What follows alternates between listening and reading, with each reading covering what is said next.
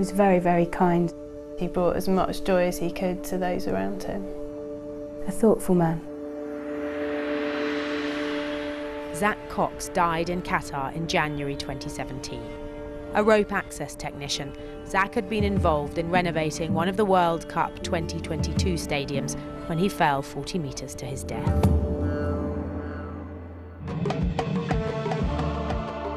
This is the Doha the authorities want you to see. The Khalifa Stadium was the first World Cup venue to be finished and is already hosting events. But behind the scenes, the picture's less clear. Figures have been claimed and disputed about how many construction workers have died building World Cup projects in Qatar. Zac died after equipment failed high up in the stadium. This is information that we've gained from various sources from Zac's colleagues. Zac Cox's family agreed to give Newsnight their first television interview, a full 13 months after his death. They'd kept quiet, they say, as Qatari processes ran their course, but are left feeling frustrated.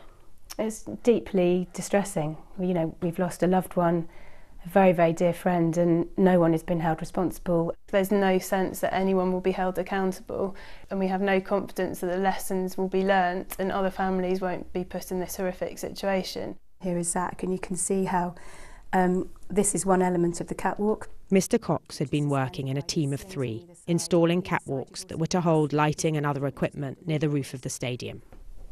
I find this probably the most traumatic piece of information that we've got. You can see this is where Zac apparently landed, so you can see his safety harness which has been cut, and you can see the ropes. You can probably see his shoe, and you can see the dent in the structure, which is probably where he fell.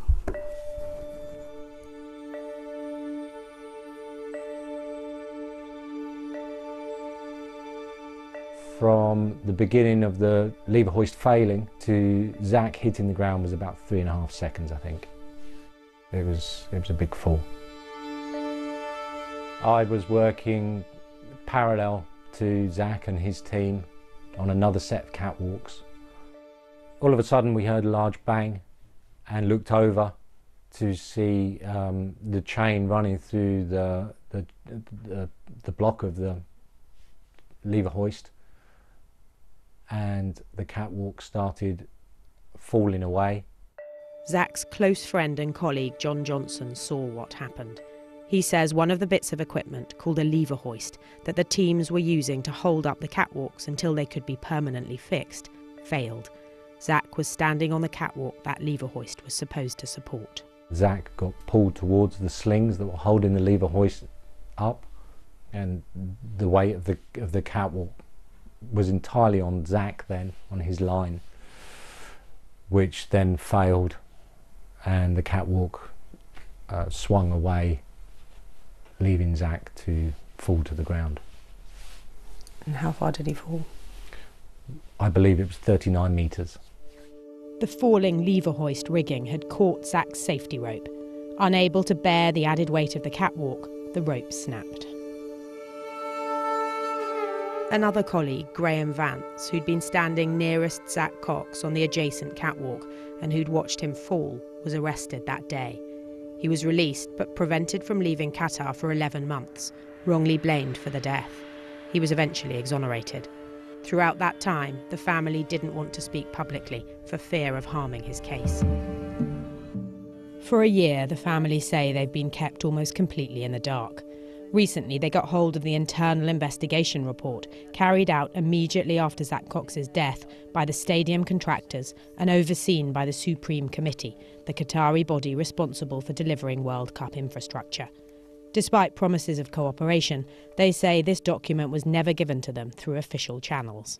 It was undertaken by the companies involved and by the Supreme Committee, but we've never been given that document formally. It's the clearest account of what happened to Zac and why. And the fact that it's been there and nothing's happening to it and no one's going to read it and it's not going to lead to any other sequence of events where people are actually held to account is deeply distressing.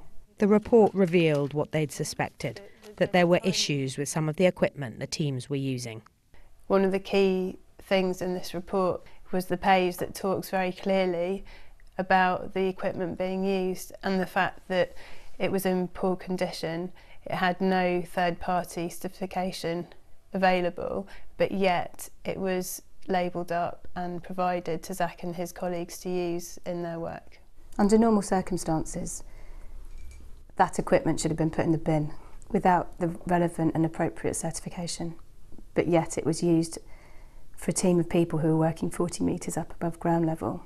In my opinion, that's beyond devastating. The investigation report says the subcontractor Pfeiffer accepted equipment from another subcontractor, Ever Sendai, but that equipment was in poor condition and didn't have the correct certification. This is denied by Pfeiffer and the Khalifa main contractors Midmac Sixco, who say, far from being substandard, the equipment was fit for use. According to John Johnson, the teams had run out of lever hoists, so some were borrowed. There were parts missing, they were rusty. We knew that this stuff was not suitable for use in such a project. And why did you think it was being used? Why was it there if it shouldn't have been? I believed that we were using it because we'd run out of our own equipment, which was you know, the equipment from Pfeiffer was second to none. It was the best in the world, and we had no problems using it. We'd used it on other projects before, no problems, but we ran out. I believe that that batch of lever hoists that were borrowed should never have been on site. Zac lived on the south coast in Brighton. Born in Johannesburg, he'd married a Briton. Today, family members arrived at Brighton's coroner's court for the conclusion of the inquest into Zac's death. We heard details of his fall and how he likely died instantaneously, but much of the evidence concerned the contents of the investigation report, detailing the poor condition of the lever hoists given to the teams after Christmas 2016. John Johnson, who also lives in Brighton, described how he shored up the lever hoists he used with ratchet straps as he was so worried about their state. The coroner was clear with the family that liability didn't come into her remit. Her job, she said, was to find out how Zac Cox died, not who was responsible. Especially, she added, as the people and companies involved in renovating the stadium weren't in court to answer for their actions. But this afternoon, in her summing up, she was damning. She said, "The system after Christmas was chaotic, unprofessional, unthinking and downright dangerous." She concluded, "I find many men, many managers should have known they were effectively asking their workers to rely on lethal or potentially lethal equipment." We're calling for a full independent inquiry of the evidence. Until the full investigation has been carried out by an impartial party, I think there are still unknowns. But Newsnight has been told that the court proceedings in Qatar finished last November, which leaves this family with little confidence the truth will ever be uncovered.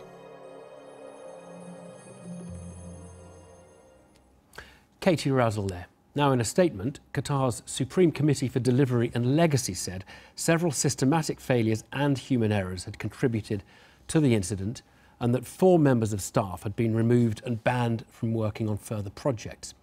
A spokesman said the Supreme Committee had been assured that the contractors would keep in touch with Mr Cox's family and apologised for failing to do so itself. It said workers' welfare was its main concern. The building contractor, Pfeiffer, in a joint statement with Midmac Sixco, denied any equipment was substandard and said that the firms had kept in close contact at all times with the family and the British Embassy.